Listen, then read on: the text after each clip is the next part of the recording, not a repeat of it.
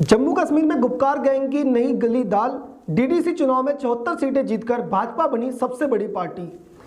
वहीं दूसरी तरफ पश्चिम बंगाल में टीएमसी के खेमे में अभी भी जारी है घमासान। एक बार फिर से टीएमसी टूट की कगार पर खड़ी है। ममता कैबिनेट की बैठक में टीएमसी के 4 बड़े नेता रहे गायब। नमस्कार, मैं हूं ऋषभ अवस्थी और आप देख रहे हैं ओ न्यूज। पहली बड़ी खबर जम्मू कश्मीर से है। अनुच्छेद 370 को हटाए जाने के बाद केंद्र शासित प्रदेश जम्मू कश्मीर से पहली बार कुल 280 सीटों पर चुनाव हुए हैं।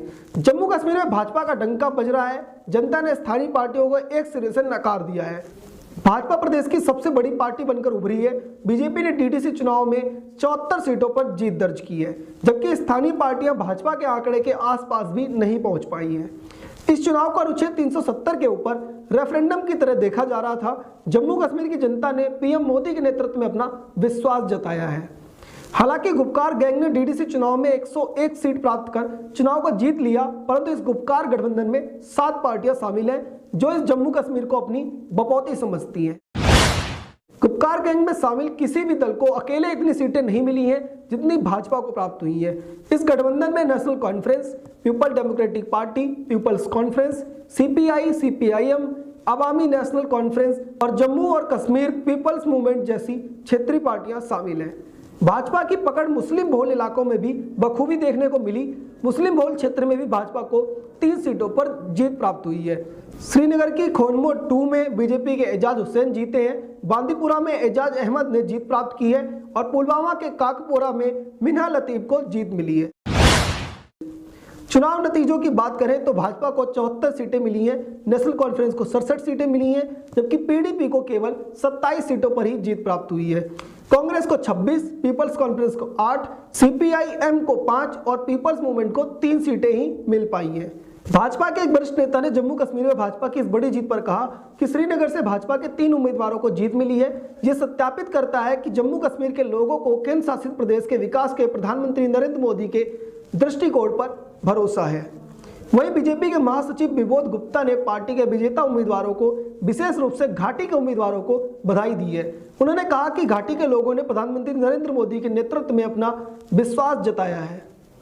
जम्मू कश्मीर में जिला विकास परिषद यानी कि डीडीसी के चुनाव नतीजों की घोषणा के बाद पूर्व मुख्यमंत्री महबूबा मुफ्ती ने केंद्र पर निशाना साधा और कहा कि कश्मीर के लोगों ने गुपकार के हक में वोट दिया है और केंद्र द्वारा जिस तरह से गलत तरीके से अनुच्छेद 370 को हटाया गया उसे पूरी तरह से नकार दिया है।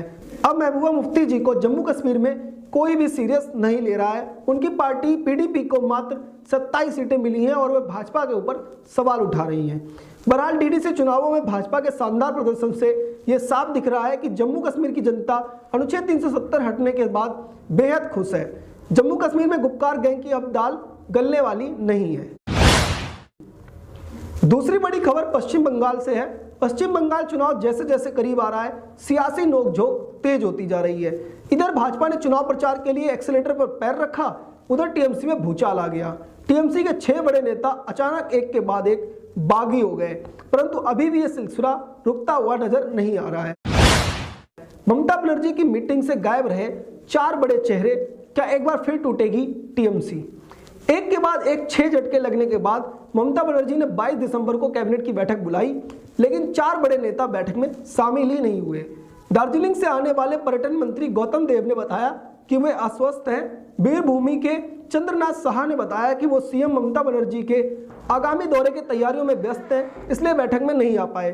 कूच बिहार से आने वाले नॉर्थ बंगाल विकास मंत्री रविंद्रनाथ घोष कैबिनेट बैठक में नहीं आ पाए और उन्होंने कारण बताया कि वे पार्टी के दुआरे दुआरे अभियान यानी डोर टू डोर कैंपेन में व्यस्त थे। इस अभियान के माध्यम से सरकारी सुविधाओं को जनता तक पहुंचाने का प्रयास हो रहा है। 3 नेताओं ने पार्टी को अपनी अनुपस्थिति का कारण बताया, परंतु डोमजूर के विधायक जो राज्य के वन मंत्री भी हैं, पता नहीं कहां अंतर्ध्यान हो गए। ना कैबिनेट की मीटिंग में शामिल हुए और ना ही पार्टी उनसे संपर्क कर पाई। पार्टी के सेक्रेटरी जनरल पार्थ चटर्जी का कहना है कि उनमें से 3 ने अपनी अनुपस्थिति के जायज कारण गिना दिए हैं, लेकिन एक राजीव बनर्जी से संपर्क उनका नहीं हो पाया है।